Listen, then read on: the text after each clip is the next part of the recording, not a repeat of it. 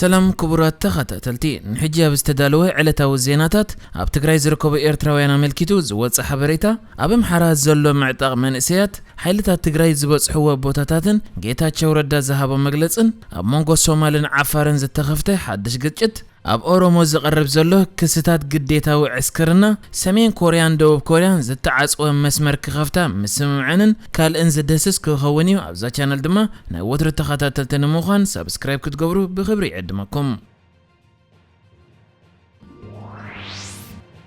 ከባቢ 24000 ዝበጽሑ ኣብ ትግራይ ዝርከቡ ኤርትራውያን ስደተኛታት ኣብ ከቢድ ሓደጋ ከም ዝርከቡ ላዕለዋይ ተጸዋዒ ስደተኛታት ወድብ ሕብራት ሃገራት ሓቢሩ። ወድብ ሕብራት ሃገራት ኣብቲ ኣውጽኢዎ ዘሎ መግለጺ ኣብ መንጎ ዝተፈላለዩ ዝዓጠቑ ጉጅለታት ኣብ ከባቢቲ እቶም ስደተኛታት ዝርከብዎም ማዓስከራት ዝግበር ዘሎ ኩናት መሊሱ ከም ዝገደደ ኣብዚ ወርሒ ጥራይ ክልተ ካብቶም ስደተኛታት ህይወቶም ከም ዝሰኣኑን እቶም ኣብቲ ውግእ ዘለዉ ጉጅለታት ግና መን ምዃኖም ዝተፈልጠ ሓበሬታ ከም ዘየለን ድሕሪ ምግላጽ ኣብ ክልተ ማዓስከራት ስደተኛታት ንመወዳእታ ግዜ መግቢ ዝተዓደለ ዝሓለፈ ወርሒ 6 ከም ዝነበረ እቲ ዝተዋሃበ መግቢ ናይ 30 መዓልታት ብምንባሩ ብሕጂ ሓድሽ መሃብ ናይ መግቢ መስርሕ እንድሕር ተሳሊጡ እዞም ስደተኛታት ሓቀኛ ናይ ጥሜት ሓደጋ ከንጸላለዎም ከም ዝኾነ እዩ ወሃቢ ቃለት ትካል ስደተኛታት ዝኾነ ባበር ባሎች ኣብ ከተማ ጄኔቫ ዝነበረ ጋዜጣዊ ዋዕላ ሓቢሩ ዘሎ። እዚ ወሃቢ ቃል ወሲኹ ኣብቲ ኤርትራውያን ስደተኛታት ዝርከብዎ ማዓስከራት ጽሩይ ዝስተማይ ናብ መወዳእ ገጽ ይኸይድ ከም ዘሎ ድሕሪ ምግላጽ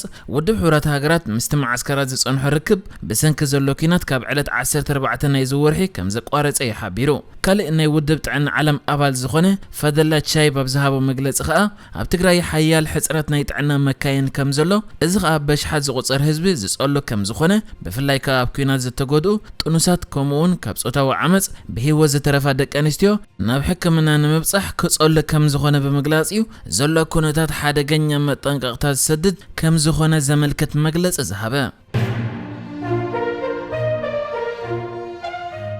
ኣብዚ ሓለፈ ቀረባ መዓልታት ፕሬዝዳንት ክልላዊ መንግስቲ ኣምሓራ ኣገኘሁ ተሻገር መንእሰያት ትክልል ክኸቱ ዝጽውዕ መግለጺ ድሕሪ መሃቡ ኣብዚ እዋን ገለ መንእሰያት ነቲ ጻውዒት ሰሚዖም ክዓጥቆ ይረኣዩ ከም ዘለዉ ማዕከን ዜና ሮይተርስ ሓቢራ። ኣብዚ እዋን ሓይልታት ትግራይ ናብ ክልል ዓፋር ከምኡ ድማ ክልል ኣምሓራ ብምእታው ኣብ ኩናት ተጸሚዶም ገለ ዓድታት እውን ኣብ ትሕቲ ቁጽሮም የእትዮም ላብ ዘለዉ ግዜ እዛ ማዕከን ከም ዝሓበረቶ ኣብ ከተማ ደባርቕ መንእሰያት ከምኡ ድማ ሰራሕተኛታት መንግስቲ ንጻውዒት ናይቲ ፕሬዝዳንት ንምትግባር ተሰሪዖም እንከለዉ ከም ተራእዩ ጸብጺባላ። ከም መግለጽቶም ነዚ ሓበሬታ ነታ ማዕከን ዝሃቦ ምንጭታት ከዓ ኣብዚ እዋን እቶም ብረት ዘለዎም ጥራይ ይዓጥቁ ከም ዘለዉ ብድሌቶም ዝጽንበሩ ድማ ሓጺር ወተሃደራዊ ተዕሊም ክወሃቦም ምዃኑ እዮም ሓቢሮማ። ወሃቢ ቃል ሕወሓት ከምኡ ድማ ሓደ ካብ ላዕለዎት መራሕቲ ሓይልታት ትግራይ ዝኾነ ጌታቸው ረዳ ነዛ ማዕከን ሂብዋ ኣብ ዘሎ መግለጺ ከዓ ሓይልታት ትግራይ ናብ ዛሪማ ትበሃል ካብ ጎንደር 140 ኪሎ ሜትር ርሒቓ ናብ እትርከብ ዓዲ በጺሖም ከም ዘለዉ ምስ ሓይልታት ትግራይ ኣብ ዝገበሮ ናይ መወዳእታ ርክብ ከዓ ካብታ ኣብ ኢድ ሓይልታት ትግራይ ዘላ ዓዲ ዓርቀይ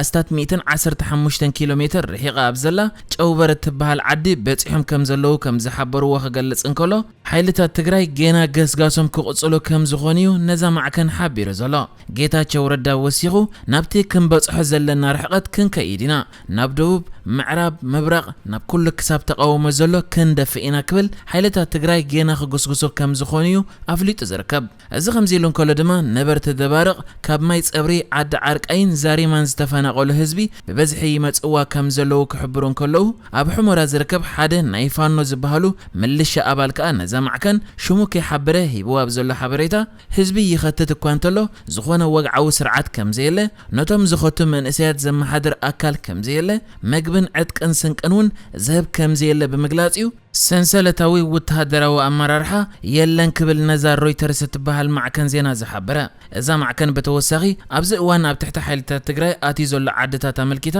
ንወሃቢ ቃል ክልል ኣምሓራ ግዛቸው ሙሉነህ ኣብ ዝሓተትሉ እዋን ነቲ ምትሓዝ ናይተን ዓድታት ኣመልኪቱ ፕሮፓጋንዳ ይክብል እንከሎ ኩሉ እቲ ዝበሃል ዘሎ ከባቢታት ኣብ ትሕቲ ፍሉይ ሓይሊ ኣምሓራ ሰራዊት ፌደራልን ምልሻን እዩ ዘሎ ክብል መሊሱ። እዚ ይኹን እምበር ዝተፈላለየ ተዘርጊሑ ዘሎ ዝተረጋገጸ ስእልታት ከም ዘነጽሮ ሓይልታት ትግራይ ናብ ዓዲ ዓርቃይ ከም ዝበጽሑን ካብ ከተማ ደባርቕ እውን ርሑቕ ኣብ ዘይኮነ ርሕቐት ከም ዘለውን ይግለጽ ኣሎ። እዚ ከምዚ ኢሉ እንከሎ ድማ ጌታቸው ረዳ ብመንገዲ ዕላው ናይ ትዊተር ሒሳቡ ገይሩ ዘርጊሕዋ ኣብ ዘሎ ሓድሽ ሓበሬታ ኣገኘሁ ተሻገር ራያ ወልቃይት ወላውን ጎንደር ኣብ ኢድና ስለ ዝኣተወት ነፍሲ ቅትለት ኣይክፍጽምን እዩ ንብሔር ብሔረሰባትን ህዝብታትን ኢትዮጵያ ጻውዒት ዘቕረበ ኸኣ አንጻር ሓይልታትና ዘይኮነ አንጻር ህዝቢ ትግራይ እዩ። ኣብዚ እዋን ሓይልታትና ብኹሉ ሸነኻት ይጉስጉሱ እዮም ዘለዉ። ዝኾነ ጠጠው ዘብሎም የለን ወላ ማይ ምህራም እውን እንተኾነ ኢትዮጵያ ሓድሽ ንአብይ አሕመድን አገኘሁ ተሻገርን ብዝኾነ ዋጋ ክእለዩ ዘለዎም መንሽሮም ምዃኖምን ኣብ መጻኢ ናይታ ናብ ገምገም ዘብጽሕዎ ሃገር ገደ ክህልዎም ተኽእሎ ዘይብሎም ምዃኖም ዝነግሮም ኣመራርሓ ዘድልያ ዘሎ ክልተ ጌጋ ክግበረለን ዘይብለን ሓቀታት ከኣ ሓይልታትና አንጻረቶም ቀተልቲ ቆልዑ ኣብ ዝገብርዎ ገስጋስ ጠጠው ዘብሎም ከምዘየለን አብይ አሕመድን አገኘሁን ደጋፊኦም ኢሳያስን ድማ ክቁጽዕዮም ብምባል ጌታቸው ረዳ ናብ አብይ አገኘሁን ኢሳያስን ዘቐንዐ መግለጽ ዝሃበ ነቲ ኣብ ትግራይ ዘሎ ኩናት ተባሂሉ ብዙሕ ዘለዎ መንእሰይ ካብ ዝተፈላለዩ ክልላት ኢትዮጵያ ክኸትት ጻውዒታት ይቐርብ ከምኡ ድማ ሓደሽቲ መንእሰያት ናብ ናይ ውግእ ግንባራት ይኸዱ ኣለዉ ይበሃሉ ኣብ ዘሎ ግዜ ኣብ ክልል ኦሮሞ ዝዓጥቁ ዘለዉ መንእሰያት ብግዴታ ይገፈፉ ከም ዘለዉ ጸብጻብ በፂሕኒ ክትብል ሓንቲ ኣዲስ ስታንዳርድ እትበሃል ኢትዮጵያዊት ማዕከን ሓቢራ እታ ማዕከን ኣብ መግለጺኣ እቲ ዝመጻ ሓበሬታ ክልላዊ መንግስቲ ኦሮሞ መንእሰያት ብግዴታ ከም ዝዕስክሩ ይገብር ኣሎ ዝብል ከም ዝኾነ እዚ ኸኣ ምስ ናይ ሰራዊት ኢትዮጵያ ናይ ምዕስካር ሕግታት ዝጻረር ከም ዝኾነ ሓቢራ እታ ማዕከን ወሲኻ ነቲ ዝረኸበቶ ሓበሬታ ኣመልኪቱ ክልላዊ መንግስቲ ኦሮሞ ብትሪ ይነጽጎ እኳ እንተኾነ ተቃወምቲ ግና መንግስቲ ብሓይሊ ንመንእሰያት ናብ ውትድርና ይወስድ ኣሎ ብምባል ኣብ ምጥባቕ ከም ዝርከቡ ሓቢራላ ዝተፈላለዩ ጸብጻባት ከም ዝሕብርዎ እቲ ብግዴታ ምዕስካር ካብ ዝሓለፈ ዕለት 21 ጀሚሩ ክሳብ ሕጂ ይቕጽል ከም ዘሎ ዝተገልጸ ኮይኑ ብመልክዕ ተንቀሳቓሲ ስእሊ ኣብ ዝተዘርግሐ ሓበሬታ ኸኣ ኣብ ክልል ኦሮሞ ብዝሒ ዘለውን ዓበይቲ መካይን ብዝሒ ዘለዎም መንእሰያት ጽዒነን እንዳኸዳ ይዝርአ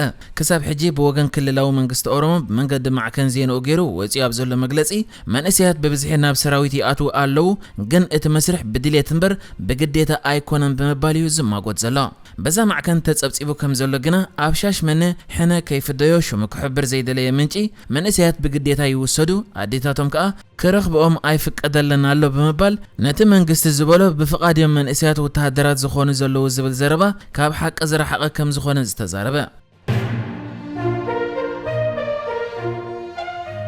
ሕጂ እውን እቲ ኣብ መንጎ ክልላት ዓፋርን ሶማልን ዘሎ ግጭት ዳግማይ ተጓሂሩ ከም ዘሎ ተሓቢሩ እዚ ኸኣ ኣብ ዝሓለፈ ቀረበ መዓልታት ኣብ ዶባት እተን ክልላት ድሕሪ ዝተገብረ ግጭት ክልላዊ መንግስቲ ሶማል ሓይልታት ዓፋር ኣጥቂዖም ብምባል መንግስቲ ምትእትታው ክገብር ድሕሪ ምጽውዕ እዩ ነዚ ጉዳይ ኣመልኪቱ ኸኣ ክልላዊ መንግስቲ ሶማል ኣብ ዘውፅኦ መግለጺ ነቶም ዓፋር ሰውራዊ ዴሞክራሲያዊ ግንባር ሓድነት ዝበሃሉ ዕጡቓት ኣብ ልዕሊ ሶማል መጥቃዕቲ ገይሮም ከምኡ ድማ ናይ ሕወሓት ኣጀንዳ ከስርጹ እዮም ዝደልዩ ዘለዉ ብምባል ነቲ ዘጋጠመ መጥቃዕቲ ክኾንን እንከሎ ንሰራዊት ፌደራል ከኣ ነቲ ጉዳይ ክፈትሕ ስለ ዘይከኣለ ነቒፉ ኣሎ እዚ ናይ ሶማል ክልላዊ መንግስቲ ብተወሳኺ ክልላዊ መንግስቲ ዓፋር ኣብዚ ጉዳይ ንፍሉያት ሓይልታት ዓፋር ክቆጻጸርን ኣብቲ መጥቃዕቲ ኢዱ ካብ ምእታው ክቁጠብን ክጽውዕ እንከሎ ሰራዊት ፌደራል ንናይ ቅድሚ ሕጂ ሽግር ፈቲሖም ነዚ ሕጂ ግና ክፈትሑ ብዘይምኽኣሎም ሓላፍነቶም ብግቡእ እየተግብሩ ከም ዘየለዉ ይዘርእ ብምባል ኣብ ልዕሊ ሰራዊት ፌደራል ዘለዎ ኣረኣእያ ይገሊጹ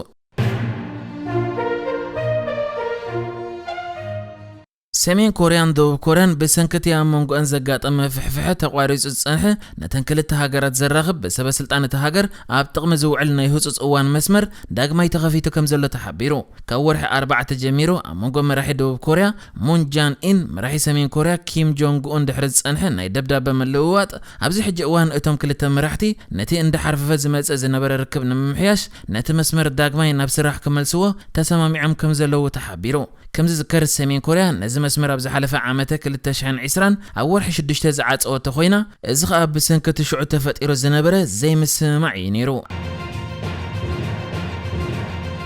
ንሕጂ ዝተዳለወ ዜናታት እዚ ነይሩ ብካልእ ክሳብ ንራኸብ ሰላም ንዓኹም